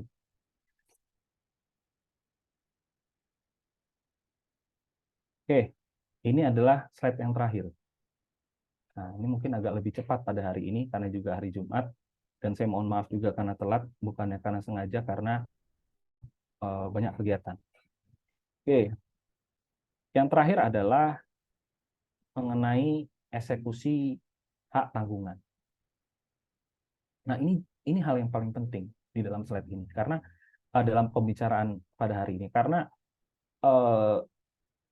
maksud dan tujuan daripada pembebanan hak jaminan itu kan tadi sudah saya katakan untuk menjaminkan pengembalian dana dari kreditur apabila debitur itu melakukan manifestasi. Nah, jadi bagaimana cara pengembalian itu? Ya, dengan cara melakukan eksekusi. Nah, maka dari itu, makna dari eksekusi itu apa? Jadi, secara umum, teman-teman, kata eksekusi itu biasanya dikaitkan dengan pelaksanaan putusan pengadilan. Nah, orang yang memang berperkara di pengadilan, maka pihak yang dikalahkan yang tidak mau melaksanakan isi putusan pengadilan, maka pemenang perkara tadi bisa meminta bantuan aparat hukum dan misalkan di sini adalah jurusita untuk melakukan eksekusi atau tindakan paksa terhadap isi putusan pengadilan. Nah, itu kan secara umum eksekusi kan seperti itu, secara harfiahnya. Namun, kata eksekusi di dalam hukum jaminan itu artinya adalah penjualan objek jaminan. Kalau di dalam hak tanggungan ya berarti penjualan objek hak tanggungan. Nah, kalau di dalam gadai ya penjualan benda gadai. Di dalam fidusia yaitu penjualan objek fidusia dan seterusnya berkaitan dengan jaminan itu. Nah, bagaimana melakukan eksekusi hak tanggungan ketika debitur itu wan prestasi? Ya, kita bisa lihat itu di dalam pasal ketentuan pasal 20 Undang-Undang Hak Tanggungan. Nah, di sana mengatur mengenai eksekusi hak tanggungan. Nanti teman-teman bisa membaca itu secara lengkap. Nah, kita lihat nih, misalkan di dalam pasal 20 tadi. Saya bacakan ya. Apabila debitur cedera janji, maka berdasarkan hak tanggungan, nah, berdasarkan hak pemegang hak tanggungan, pertama untuk menjual objek hak tanggungan sebagaimana diatur dalam pasal 6. Nah, tadi kan pasal 6 mengatur tentang hak menjual atas kekuasaan sendiri atau yang disebut dengan parate eksekusi. Nah, parate itu artinya adalah eh, siap untuk dieksekusi atau eksekusi penjualan benda jaminan. Artinya, jadi parate eksekusi itu adalah penjualan benda jaminan yang siap dilakukan oleh kreditur. Nah, di sini eksekusi yang pertama adalah kreditur sebagai pemegang hak tanggungan, itu dia berhak menjual sendiri objek hak tanggungan itu apabila debitur wan prestasi. Jadi menjual atas kekuasaan sendiri sebagai kreditur pemegang hak tanggungan, dia punya hak untuk menjual objek hak tanggungan melalui pelelangan umum. Nah, eksekusi ini ya dia harus dilakukan melalui kantor lelang atau dalam hal ini adalah KPKNL. Nah, dan setiap daerah KPKNL itu pasti ada satu di setiap provinsi. Nah, caranya bagaimana? Teknisnya atau dalam prakteknya. Nah, nanti kreditur itu langsung datang ke kantor lelang atau KPKNL. Dan kemudian dia meminta supaya dilakukan penjualan atas objek hak tanggungan dengan melampirkan misalkan APHT, kemudian sertifikatnya, kemudian surat-surat perjanjiannya tentang perjanjian pokoknya dan seterusnya. Nah, itu nanti ditampilkan menjadi suatu syarat administratif. Nah, intinya di dalam eksekusi berdasarkan pasal 6 itu ya, kreditur pemegang hak tanggungan itu dapat langsung menjual melalui kantor lelang seolah-olah si kreditur dia merupakan orang yang mempunyai kewenangan langsung untuk melakukan penjualan walaupun itu barangnya milik debitur atau pemberi hak tanggungan. Nah, tetapi tadi kita sudah bahas dalam pembahasan sebelumnya bahwa hak tanggungan ini kan merupakan dia lahir dari perjanjian yang bersifat kebendaan yang melahirkan hak kebendaan kepada kreditur pemegang hak tanggungan. Nah, apa haknya? Ya, haknya adalah untuk melakukan penjualan apabila debitur wan prestasi. Nah, hak ini ya tadi sudah kita bahas lahir bukan karena undang-undang, tapi karena ada suatu perjanjian yang mana perjanjian itu berkaitan dengan menjual atas kekuasaan sendiri. Di dalam APHT pasti nanti akan disampaikan berkaitan itu. Nah, jadi tidak otomatis ada dan tidak lahir karena suatu undang-undang, tapi harus diperjanjikan terlebih dahulu. Kemarin kita sudah membahas berkaitan dengan janji-janji ya, yang mana diperjanjikan antara kreditur pemegang hak tanggungan dengan debitur pemberi hak tanggungan berkaitan dengan penjualan atas kekuasaan sendiri terhadap objek hak tanggungan itu yang dibebankan kepada suatu objek.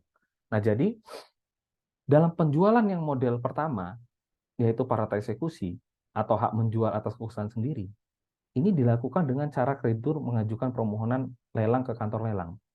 Nah, otomatis nanti akan dilakukan prosedur lelang ya sesuai dengan SOP yang ada di KPKNL, mulai dari proses pendaftaran ya, kemudian lalu diikuti dengan proses pengumuman melalui media massa.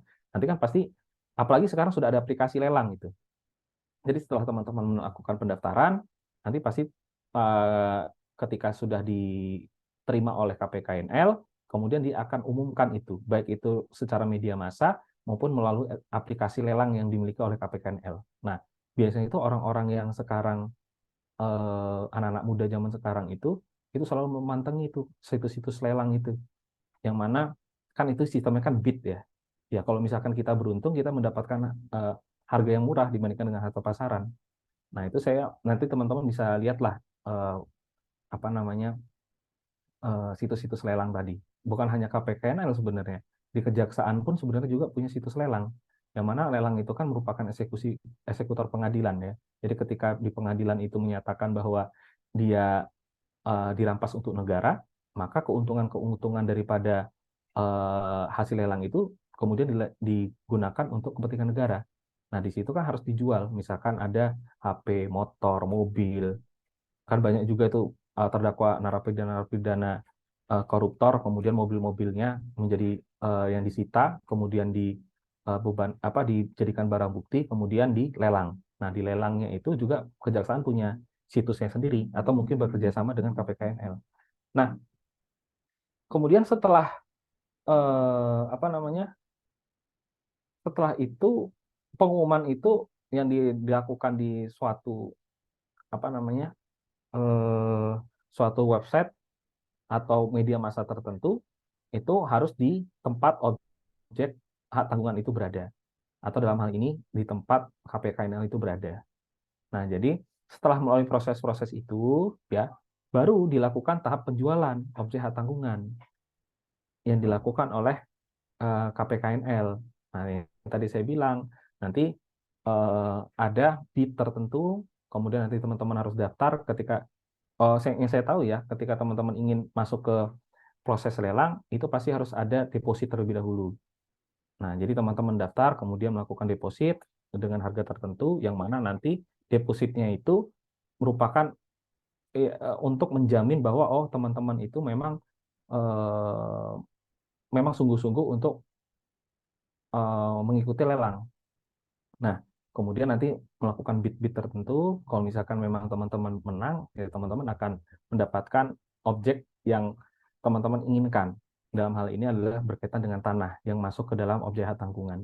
Nah, jadi ada tahapan pendaftaran, kemudian pengumuman, dan setelahnya adalah pelaksanaan lelang. Dan setelah pelaksanaan lelang, setelah ada pemenang, setelah itu pasti ada yang namanya pemenang lelang. Nah, kemudian yang kedua, kreditur itu juga memiliki alat eksekusi yang lain yang disebut dengan eksekusi berdasarkan titel eksekutorial yang terdapat di dalam sertifikat hak tanggungan. Nah, tadi kan kita sudah membahas tentang pendaftaran hak tanggungan. Di sana kantor pertanahan akan menerbitkan yang namanya sertifikat hak tanggungan.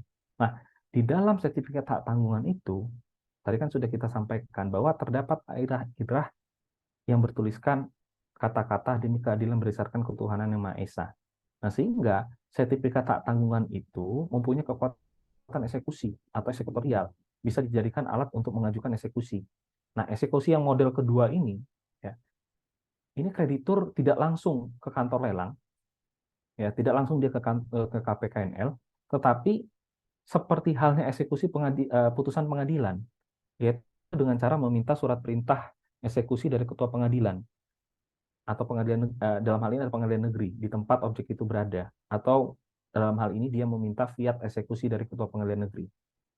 Nah, jadi pada prinsipnya eksekusi model kedua ini adalah eksekusi atas dasar perintah ketua pengadilan.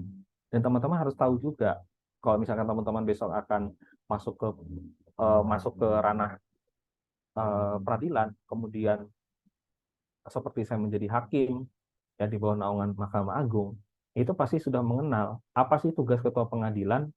Nah, tugas ketua pengadilan yang paling pokok atau dapat disebut sebagai mahkotanya ketua pengadilan negeri itu adalah pelaksanaan eksekusi. Salah satunya berkaitan dengan apabila ada permintaan eksekusi dari pihak kreditur. Atau dalam hal ini adalah pemenang lelang juga bisa.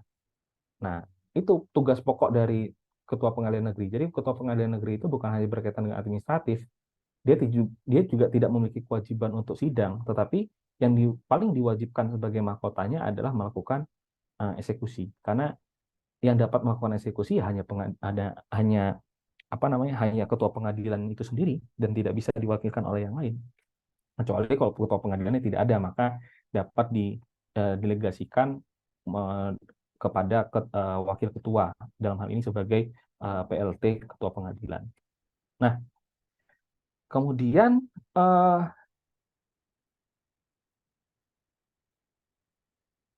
model kedua ini, ya, kalau tadi kan model pertama itu dia eksekusinya dilakukan secara langsung ke kantor lelang, ya kan? Sedangkan yang ini, yang kedua ini, prinsipnya melaksanakan prinsipnya sama dengan melaksanakan putusan pengadilan. Nah, perintah pengadilan atau perintah ketua pengadilan ini merupakan suatu eksekusi yang sifatnya dalam tanda kutip adalah suatu paksaan karena berdasarkan titel eksekutorial tadi pada sertifikat tak tanggungan. Jadi dari penjelasan itu maka dapat disimpulkan bahwa ada dalam dua jenis model eksekusi tadi itu pasti ada masing-masing kelebihan dan kekurangannya. Nah, kelebihan eksekusi para eksekusi apa? Karena pasti prosedur-prosedurnya itu lebih mudah, ya kan? Karena kreditur bisa langsung mengajukan permohonan eksekusi ke kantor lelang atau KPKNL. Dan tentunya karena proses atau prosedurnya itu mudah dan tidak ada suatu birokrasi-birokrasi tertentu, maka tentunya biaya juga pasti lebih murah atau lebih ringan karena hanya dibebani dengan biaya eksekusi penjualan tadi. Nah, karena pada prinsipnya kan memang eksekusi itu kan memiliki dibebankan suatu biaya-biaya ya berkaitan dengan administrasi. Nah, kemudian dalam eksekusi di pengadilan itu dia terjadi biasanya misalkan barang itu dia sedang bermasalah atau ternyata kemudian debitur tidak mau mengosongkan tanah yang menjadi objek tanggungan. Dan biasanya terhadap eksekusi ini itu membutuhkan alat negara seperti polisi, TNI, yang tentunya biaya tersebut dibebankan kepada kreditor atau pemenang lelang. Nah, nanti jadi kalau misalkan teman-teman contohnya teman-teman melihat, wah ada polisi, TNI yang kemudian merubuhkan rumah seseorang, ya kan, atau mengosongkan tanah seseorang. Nah, itu bukan dia melakukan suatu abuse of power, tetapi dia sedang melakukan eksekusi berdasarkan perintah dari ketua pengadilan, berdasarkan titel eksekutorial tadi. Nah, jadi, tapi ya, memang dalam model kedua ini biayanya sangat sangat tinggi. Kadang memang membebani kreditur itu sendiri. Tapi mau tidak mau kreditur itu harus melakukan itu. Karena apa? Karena tadi misalkan si debiturnya tidak mau mengosongkan tanah, ya bagaimana nanti mau diproses selanjutnya kalau misalkan debitur masih ada di situ. Proses apa namanya? Pasti akan berkepanjangan lagi dan tidak dapat dimanfaatkan tanah tersebut. Nah, jadi makanya kalau misalkan di model kedua ini ya kemudian si debitur si kreditur akan meminta fiat eksekusi ke ketua pengadilan negeri, tentu dalam mendaftarkan atau ingin mendapatkan itu tentu ada suatu biaya ya, walaupun biaya tersebut sudah diatur di dalam panjar biaya perkara yang ada di dalam pengadilan negeri. Nah, pengadilan negeri itu salah satu lembaga, walaupun bukan saya bangga-banggakan ya, karena saya di situ, salah satu lembaga yang kemudian transparansinya bagus untuk sekarang. Karena kita dapat mengetahui secara jelas berapa biaya-biaya yang dibebankan kepada seseorang apabila ingin melakukan segala sesuatu berkaitan dengan proses di pengadilan itu sendiri. Nah, karena apa? Ya, karena di dalam Undang-Undang Kekuasaan Kehakiman sudah dijelaskan ada 3 asas, yaitu cepat, sederhana, dan biaya ringan. Yang mana biaya ringan itu termaktub ke dalam panjar biaya perkara. Dan itu teman-teman selalu diawasi, baik itu oleh Pengadilan Tinggi, Mahkamah Agung, bahkan Komisi Yudisial. Nah, jadi asas biaya ringan itu harus diterapkan secara sungguh-sungguh. Makanya tidak ada lagi biaya-biaya yang dalam tanda kutip di luar daripada biaya yang sudah ditentukan oleh ketua pengadilan di setiap pengadilan negeri. Namun, ya, oke lah kalau misalkan di pengadilan negeri itu dia transparan, dia sudah ditetapkan berapa biaya-biayanya dan segala macam. Tetapi tadi yang saya bilang bahwa eksekusi yang model kedua ini kan sama seperti eksekusi real ya, eksekusi pengosongan tanah misalkan. Itu dia kan menggunakan alat negara. Tidak mungkin nanti jurusita pengadilan saja yang kemudian, atau alat pegawai-pegawai pengadilan negeri saja yang kemudian eh, apa namanya berangkat ke sana untuk melakukan pengosongan. Apalagi di tempat di Nrekang ini pegawainya cuma sedikit, ya kan? Kemudian dihadang oleh masyarakat pendukung debitur misalkan, ya pasti bonyok gitu kan. Nah makanya dibutuhkan alat alat negara yaitu polisi dan atau TNI. Nah polisi dan atau TNI ini, ya khususnya polisi misalkan di dalam praktik ini standarnya tidak tidak terdapat standar yang pasti. Jadi ketika seseorang melakukan ingin menggunakan alat negara ya dengan bantuan polisi atau TNI, maka eh, terkadang antara satu dengan pemohon yang lainnya itu pasti berbeda, tergantung dari situasi dan kondisi yang ada di lapangan. Misalkan eh, ketika eksekusi itu bukan hanya berkaitan dengan apa namanya prosesnya saja, tetapi sebelum proses itu juga harus dilihatkan, dan bahkan sebelum melakukan suatu eksekusi pasti polisi-polisi itu kan punya intel itu akan turun ke lapangan melihat suatu kondisi yang nanti kemudian dari kondisi tersebut akan mempengaruhi biaya daripada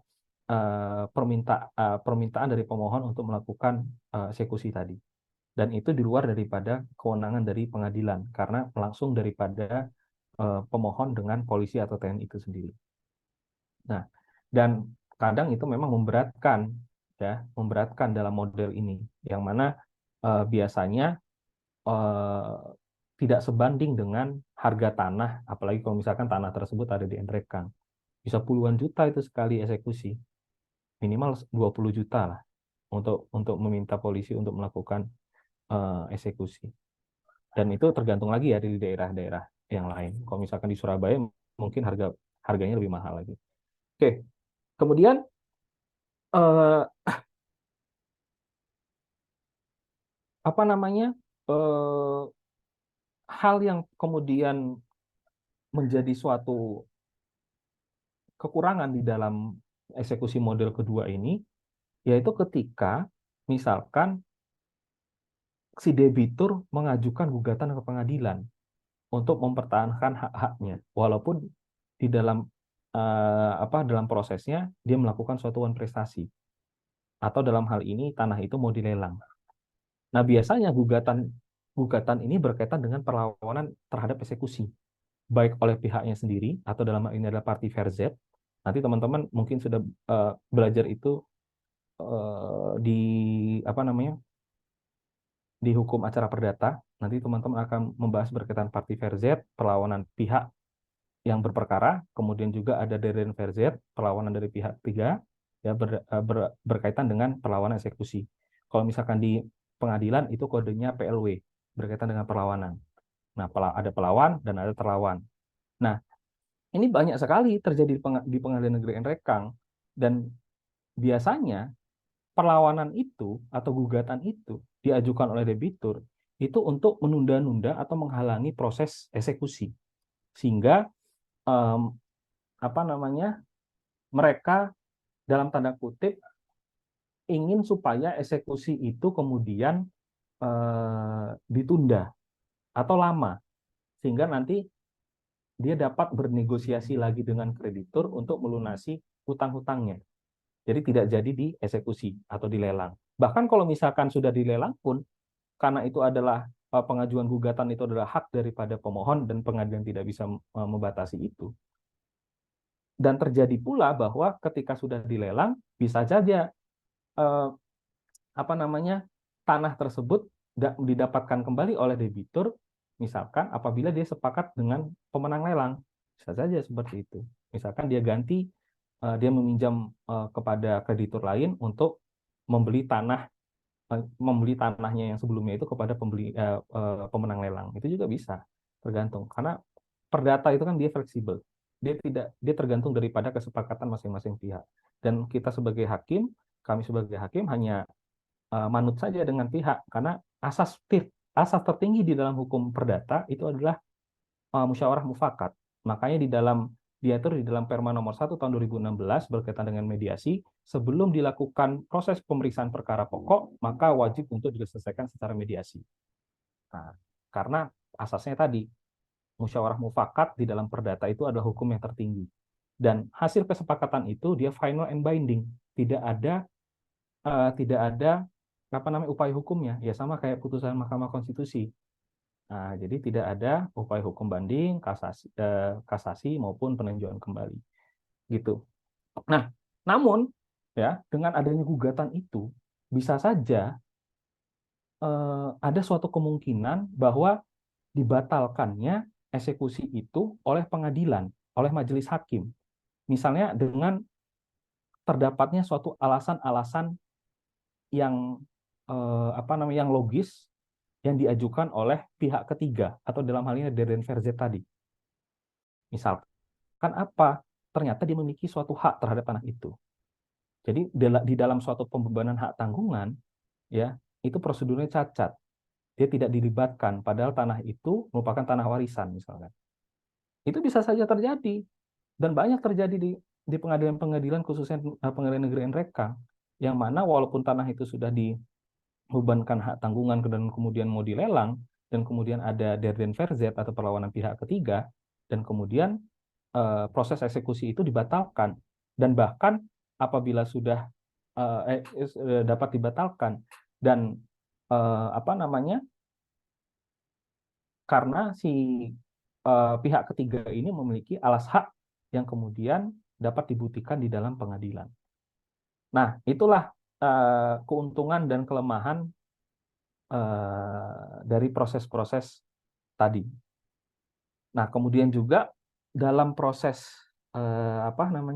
fiat eksekusi ini, tentu yang tadi sudah saya ceritakan dari proses permintaan fiat eksekusi sampai dikeluarkannya perintah eksekusi dari ketua pengadilan, misalkan juga ada suatu gugatan-gugatan dari pihak ketiga atau pihak yang dalam hal ini adalah pihak debitur, misalkan sebagai parti verzet. Nah, itu kan prosesnya sangat lama dan sangat berbelit-belit gitu ya. Dan bahkan biasanya ketua pengadilan itu menunggu putusan dari majelis hakim untuk memastikan apakah eksekusi ini dapat dilakukan atau tidak. Nah, makanya itu sangat berbelit-belit gitu ya. Nah, tapi keuntungannya apa? Ya kalau ada masalah terkait pengosongan dan sebagainya, maka jurisdiksi pengadilan yang kemudian akan mengcover atau melakukan upaya paksa tadi yang dikatakan biasanya juga didampingi oleh kepolisian dan TNI tadi untuk pengamanan proses eksekusi objek hak tanggungan.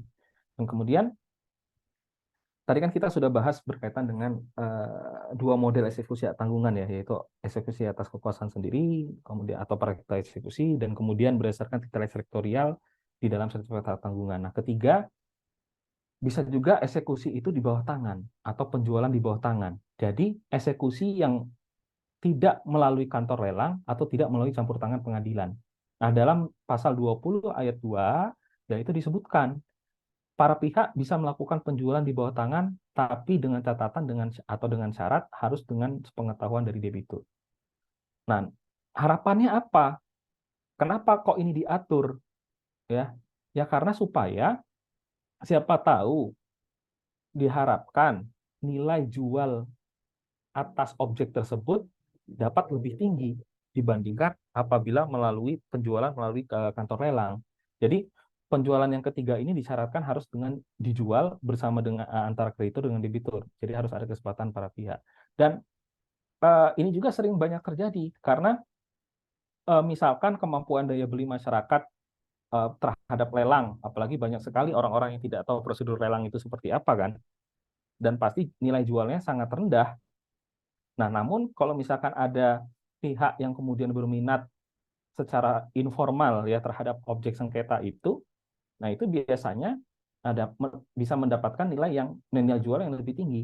Nah, ini biasanya bukan hanya kreditur yang aktif, tetapi debitur juga yang aktif. Karena apa?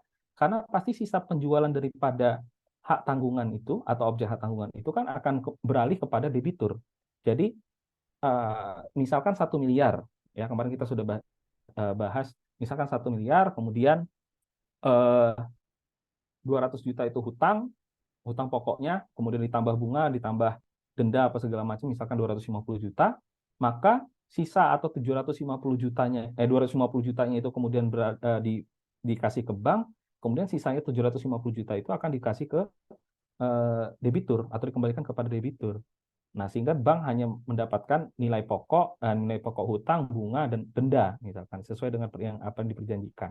Nah, kemudian apabila di proses lelang harga itu ternyata tidak sesuai dengan yang diharapkan oleh debitur, biasanya debitur yang mencari pembeli. Dia yang aktif untuk mencari pembeli dan kemudian akan menghubungi kreditur ya untuk melakukan penjualan di bawah tangan ini. Dan inilah yang biasanya tadi sudah saya katakan bahwa eh, debitur kreditur ketika melakukan eksekusi, kemudian si debitur melakukan gugatan itu untuk menghalang-halangi supaya prosesnya lebih panjang, supaya dalam waktu itu dia kemudian mencari pembeli, supaya tanahnya yang akan dieksekusi itu dapat dibeli secara di bawah tangan, gitu. Mungkin itu teman-teman yang bisa saya sampaikan hari ini, ya. Jadi mohon maaf juga kalau misalkan tadi saya sudah telat dan kemudian eh, tidak maksimal misalkan di dalam menyampaikan suatu materi. Jadi saya mohon maaf. Jadi sama ini kemudian eh, minggu depan itu sesuai dengan ini Bu Anggi ada di sini nggak ya? Halo Bu Ada, Anggi. Pak. Oh ya, Ada, Pak. ya Bu. Jadi minggu depan itu apa Bu? Apakah memang teman-teman dibebankan tugas kelompok atau bagaimana? Sesuai dengan RPS. Minggu depan bisa untuk yang fidusia dan gadai, tapi yang Ah, secara praktik, Pak. Jadi kalau fidusia sama oh, gadai ini kan mahasiswa kebetulan sudah saya ajarkan secara makanya teoritik kemarin saya sebelum juga kita tes. pikir, fidusia kan sudah gitu. Tapi kan di Nggak RPS apa-apa, Pak. RPS Nanti, yang di RPS Word yang Ibu kasih itu berbeda dengan praktisi mengajar. Nah, sedangkan betul. hak tanggungan itu kan ada dua memang, saya Iya, lihat. betul-betul. Nah, makanya itu karena saya juga baru lihat, karena kan kebetulan emang yang input praktisi mengajar almarhum Pak Almarhum Budiman. nggih, nggih. Jadi saya nggak bisa ngerevisi, jadi ya kita ikuti saja yang sudah ada, yang mungkin di minggu Oke. depan bisa dibahas tentang fidusia dan gadai, tapi secara praktik saja, Pak. Oh, boleh, boleh, boleh, boleh. Permasalahan-permasalahan atau case study gitu nggak apa-apa. Nanti di Heeh. akhir baru akan saya buatkan pembagian kelompok untuk minggu depannya. Oh iya, Itu iya, untuk ininya, Pak, presentasi tugas. iya. Itu, Oke. Pak. Nah, jadi gitu teman-teman. Eh, yang seru adalah 2 minggu kemudian. Nanti dua, dua, dua pertemuan terakhir nanti teman-teman akan diberikan tugas untuk mencari putusan dan menganalisis. Dan ini menjadi suatu bahan awal ketika teman-teman ingin menjadi saya sebagai hakim. Ya, seorang hakim itu harus kritis di dalam apa namanya, di dalam membuat putusan dan kemudian menganalisis putusan itu. Walaupun secara kode etik, ya, saya tidak bisa mengomentari putusan-putusan yang dibuat oleh rekan saya. Itu di dalam kode etik dia tidak bisa seperti itu. Makanya ketika Mahkamah Konstitusi misalkan kan membuat suatu putusan, ya biarin aja teman-teman yang melakukan suatu analisa gitu kan.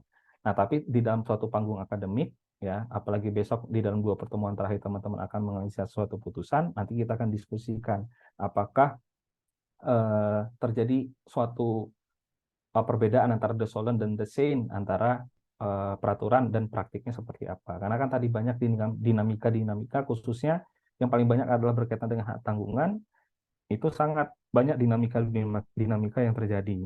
Dan kembali lagi tergantung daripada proses pembuktian di pengadilan dan tergantung lagi daripada pengetahuan hakim itu sendiri.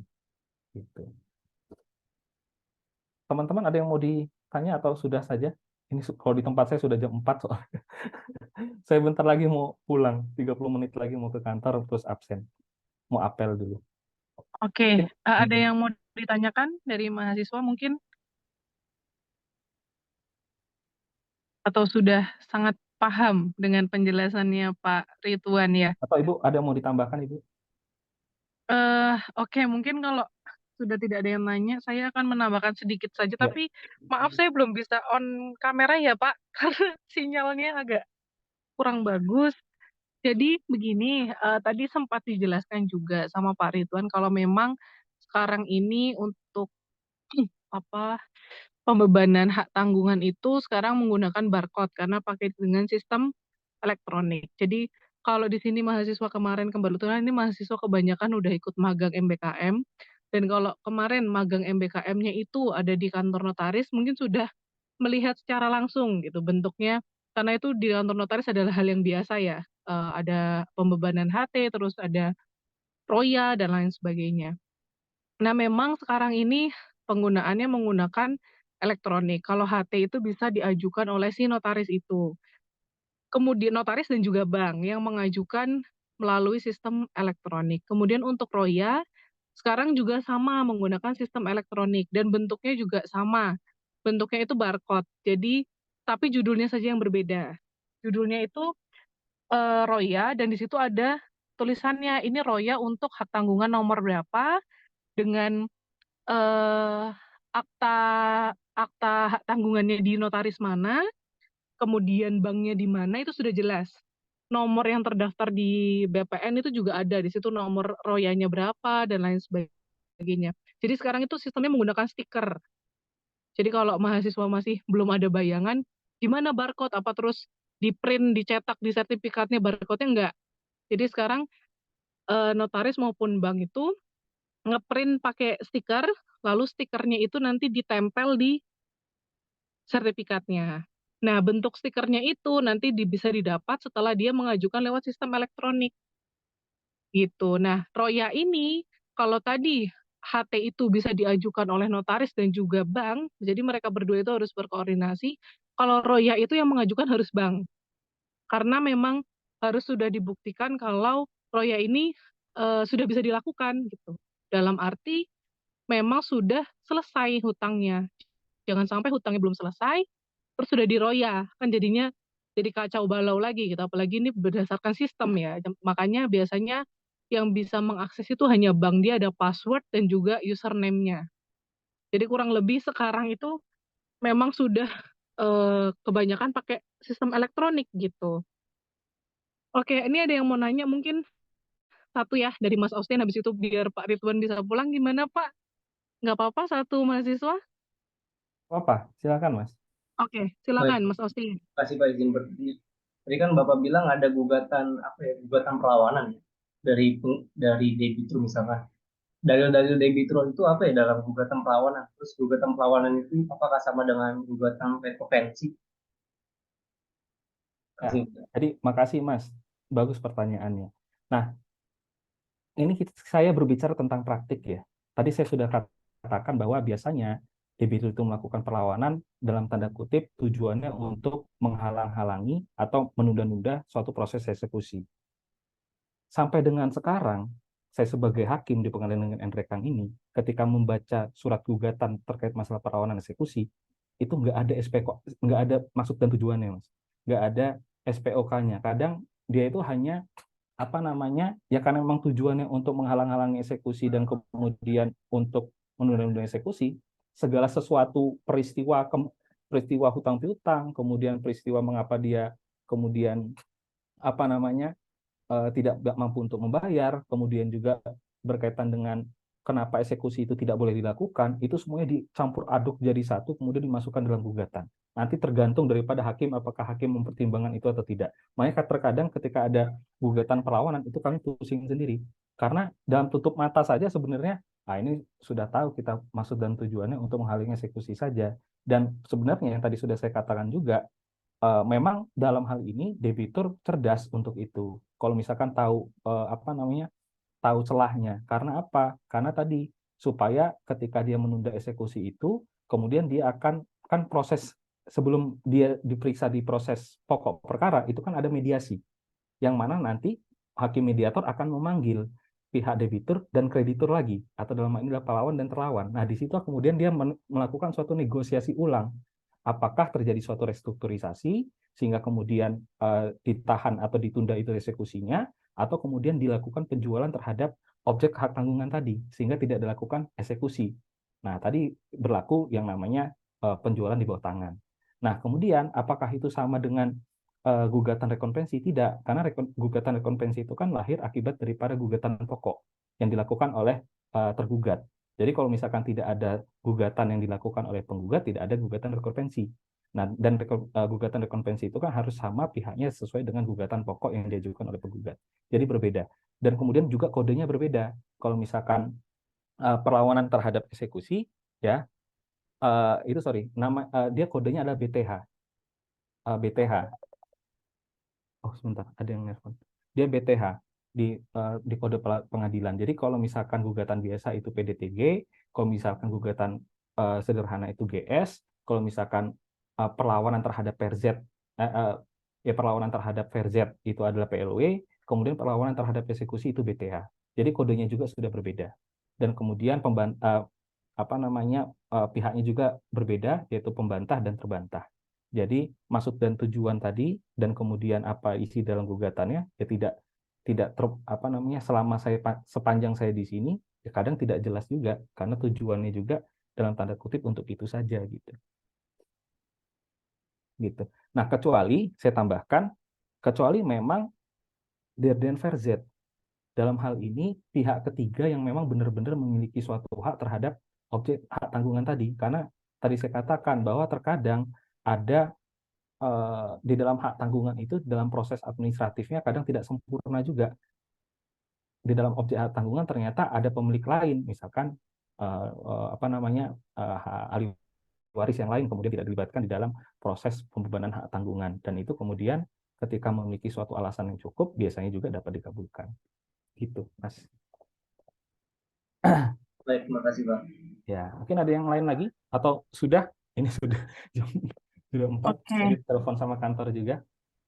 Oke, mungkin sudah dicukupkan sekian ya. Nanti kalau ada yang mau ditanyakan, mahasiswa bisa menampung pertanyaannya untuk minggu depan gitu ya. Ya. Baik, sudah cukup nggih Pak Ridwan? Oke, terima kasih banyak.